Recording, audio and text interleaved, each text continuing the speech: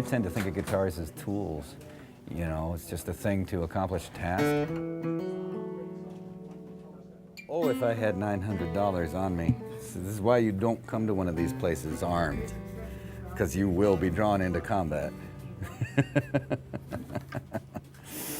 Oh, this is beautiful.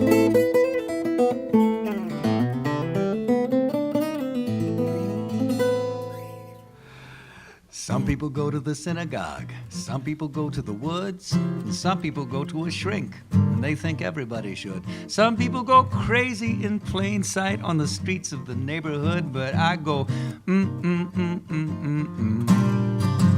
And some people go to Washington, and some people go to the moon, and some people go to a timeshare on the shores of a secret lagoon.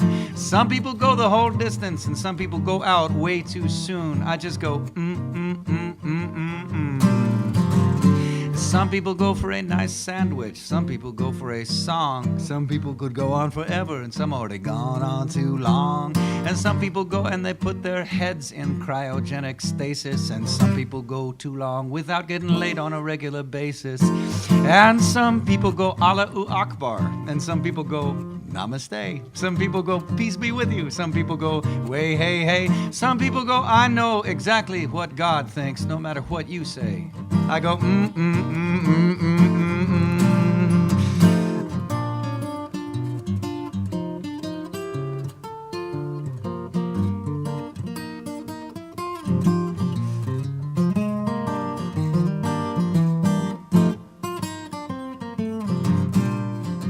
I don't really think so much anymore right notes and wrong notes. It's just like, you know, and even when I do think of wrong notes, it's not that big a deal. It's like, well, that sucked. Okay, onward. Do you know what I mean? It's like being a minor league ball player.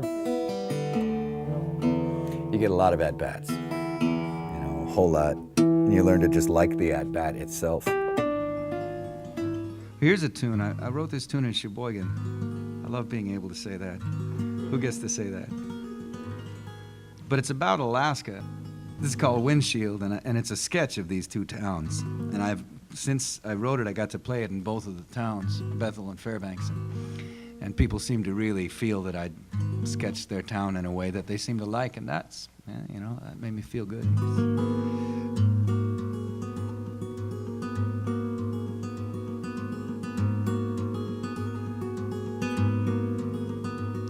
There's a raven on the roof in the sideways light, emptiness black against monochrome bright, filling up my dreams with his monologue. He's never gonna let me go.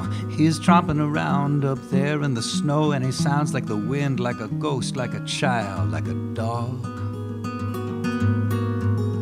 And I'm trying to hear, what does he say? I'm trying to hear, what does he say? And every windshield in this town has seen better days.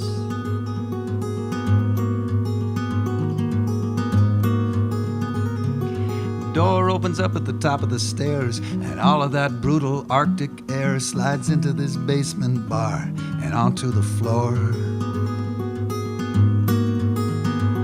And the sun just rose, and now it's setting, and some people here begin forgetting what it is that they came here looking for.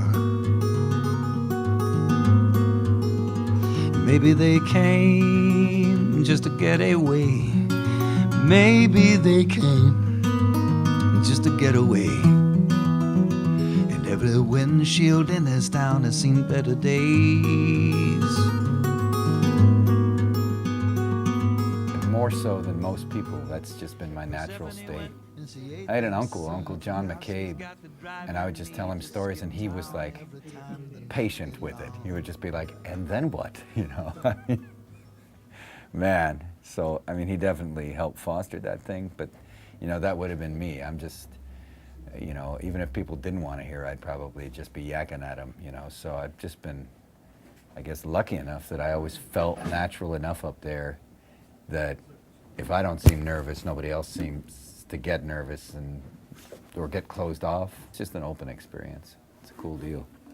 My very first niece was born It'll be 10 years ago this springtime, and you know, I've been traveling for maybe 15 years, and of all the luck, that day in May, I was passing through Chicago, and so I got to like go right there to the hospital, like, you know, a couple hours later and meet, you know, the freshly minted human. And then they're amazing. They fit like there, you know, like it's just. And then I went home and I got out a pen and a piece of paper and I wrote her a letter, which is what we do in my family. It just is a reflex. So I wrote her a letter like, hey, just met you. You look great. Your mom looked really good. Your dad's back at the house on Elmwood Street getting it ready. He's probably pretty nervous. It's a sunshiny day. I was on a drive from a place called Cleveland. You know, I mean, just ordinary stuff. But I've been writing those letters since then to all my nieces and nephews. I have 17 of them now, Catholics. And anyway, I don't, you know, over the years I have less and less time. And so nowadays, the only time I get to write the letters is on airplanes. And so I made a record where I could put some of the examples of these letters on the record. And so this is the title track. This is called Letter from a Flying Machine. And nowadays, all my letters kind of sound like this.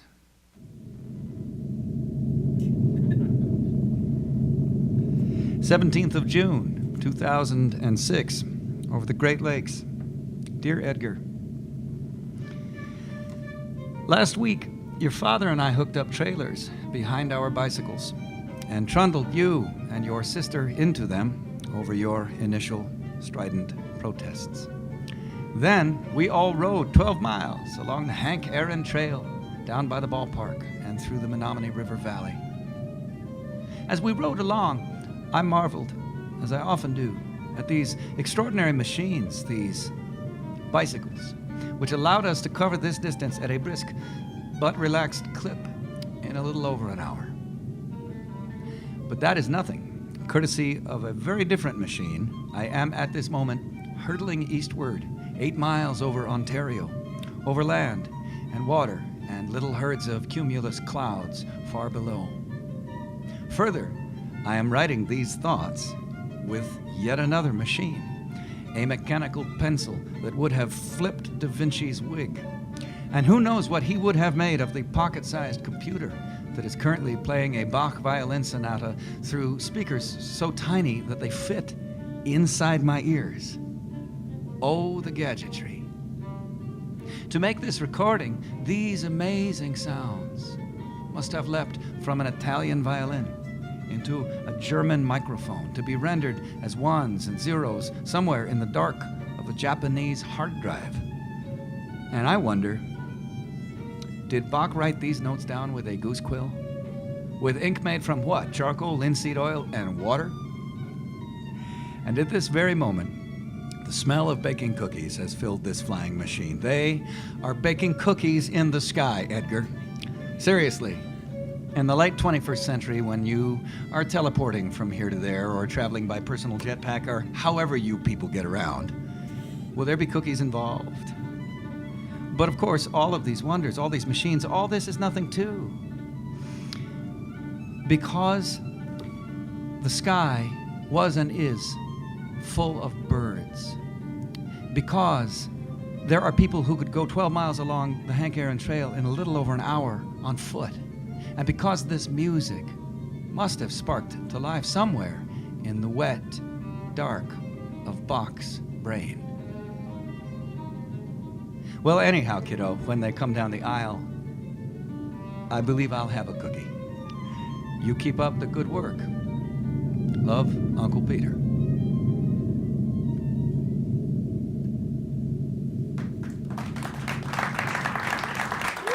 Thank you so much. Thanks for the company.